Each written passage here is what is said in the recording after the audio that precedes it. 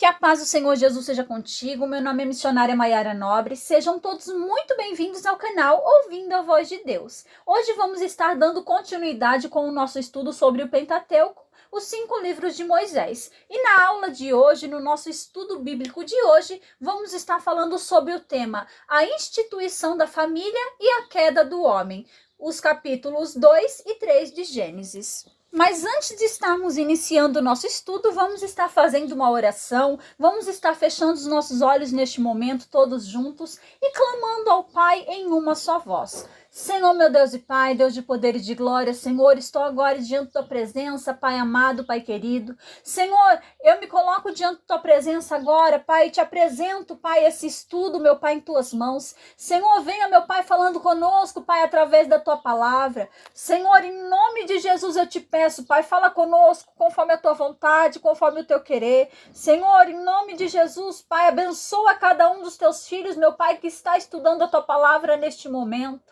Senhor, fala poderosamente conosco, Senhor. Nos dê conhecimento, entendimento da tua palavra. Em nome de Jesus eu te peço e te agradeço por tudo, desde já. Amém.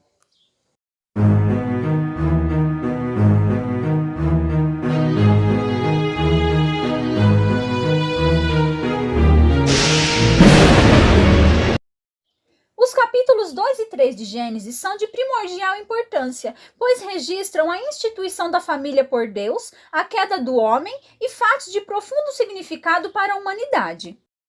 O Jardim do Éden. Segundo os teólogos e de acordo com a Bíblia, o Jardim do Éden ficava no sudoeste da Ásia, ao sul da Mesopotâmia, bem próximo ao país que hoje é chamado de Armênia, entre os rios Tigre e Eufrates. Todo o gênero humano procede daquela região.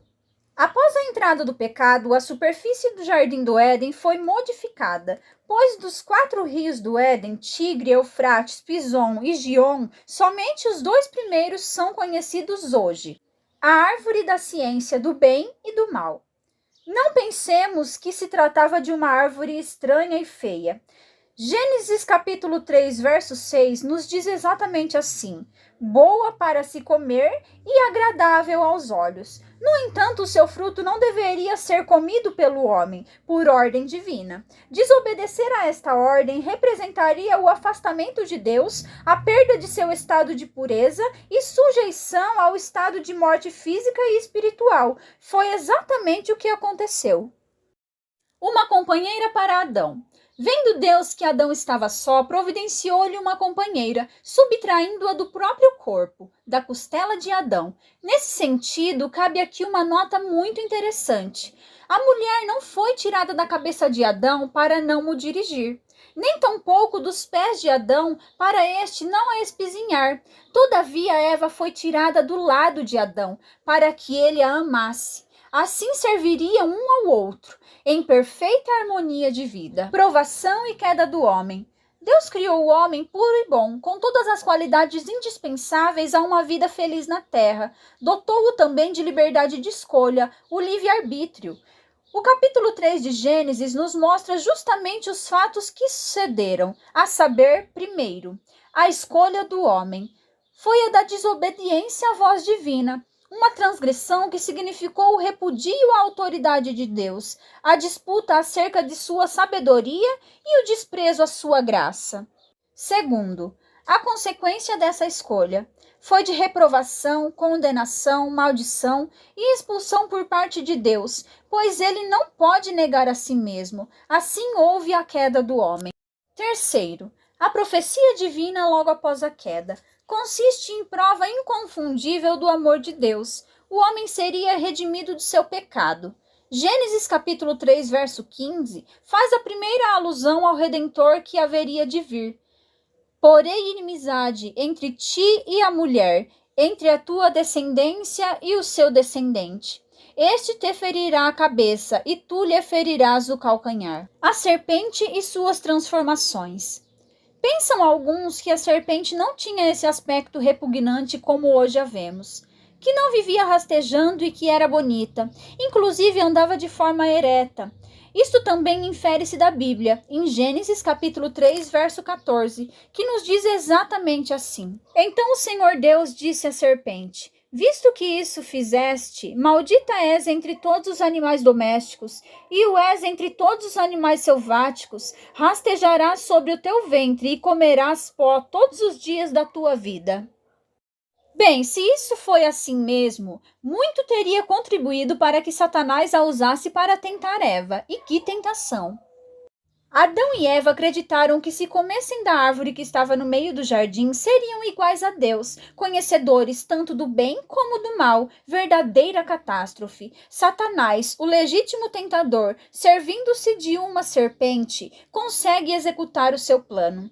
Em João, capítulo 8, verso 44, vai nos dizer exatamente assim: Vós sois do diabo, que é vosso pai, e quereis satisfazer-lhe os desejos. Ele foi homicida desde o princípio e jamais se firmou na verdade, porque nele não há verdade.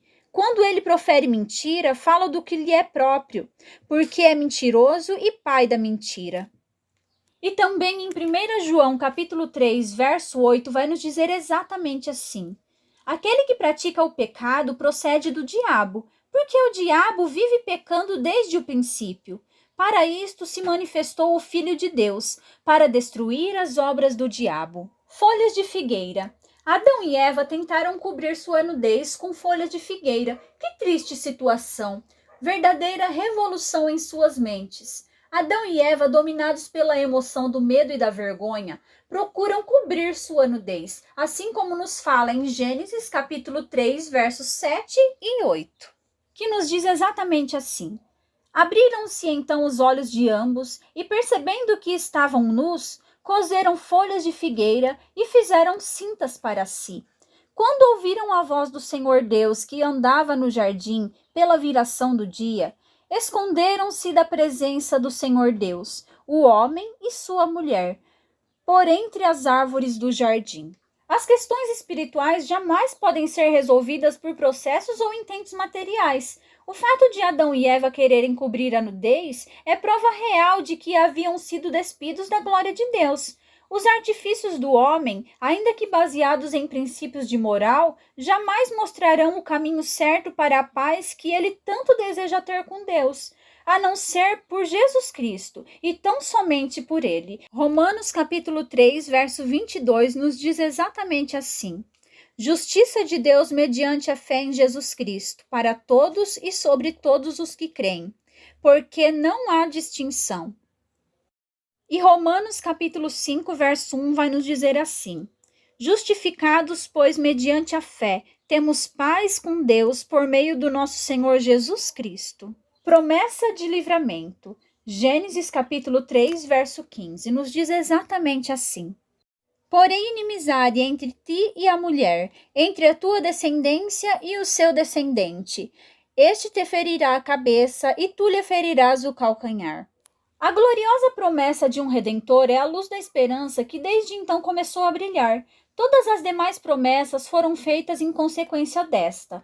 Tudo o que encontramos na Bíblia em termos de acontecimentos gira em torno do cumprimento desta profecia. A Bíblia Sagrada não é a história do mundo, nem tampouco do homem, mas sim a história da redenção do homem.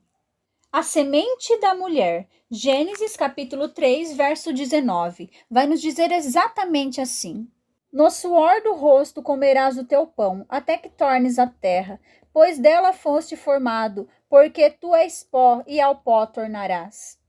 Semente dá a ideia de uma unidade reprodutora. No versículo 15, a descendência da espécie, humana ou animal, é considerada como semente. Está lavrada a sentença de Deus. Duas sementeiras inimigas entre si. Da semente da mulher viria a vitória sobre o pecado. Temos a partir de Gênesis o retrato de Jesus Cristo, o Salvador, que viria para esmagar a cabeça da serpente, Satanás. A sentença para o homem. De agora em diante, o homem dependeria do seu próprio esforço para o seu sustento. Teria que cultivar a terra e extrair dela o pão de cada dia. Antes do pecado, isso não acontecia. A terra produzia naturalmente o alimento para os nossos primeiros pais, que são Adão e Eva. O versículo 19 é claro: No suor do rosto comerás o teu pão, até que tornes a terra. Mas o que quer dizer a frase até que tornes a terra? Para termos a resposta, vamos ler Eclesiastes capítulo 12, verso 7, que vai nos dizer exatamente assim: E o pó volte à terra como era, e o espírito volte a Deus que o deu. Então, o pó quer dizer o corpo, volte à terra, mas o espírito volta para Deus, isto é, para o seu controle. Bom, meus queridos irmãos, este então foi o nosso estudo de hoje sobre a instituição da família e a queda do homem, que é a nossa continuação do estudo sobre o Pentateuco, que são os 5 livros de Moisés. Eu te convido neste momento, se você gostou do nosso estudo bíblico de hoje, a deixar o seu like aqui no vídeo, pois ele é muito importante para o crescimento e desenvolvimento desse canal. Aproveita também e compartilha esse vídeo com outras pessoas para juntos espalharmos a palavra do Senhor sobre as nações. Você está visitando o nosso canal hoje e ainda não é inscrito aqui no canal? Aproveite e se inscreva e ative também o sininho para receber as notificações, para ficar por dentro de todos os estudos que forem postados aqui no nosso canal, para você não perder nenhum deles. Neste momento eu convido você também a estar assistindo o nosso próximo vídeo, o nosso próximo estudo. Vamos estar falando no nosso próximo estudo sobre de Caim até a Torre de Babel. Então não perca. Que Deus abençoe grandemente a vida de cada um de vocês. Fiquem todos na paz do Senhor Jesus.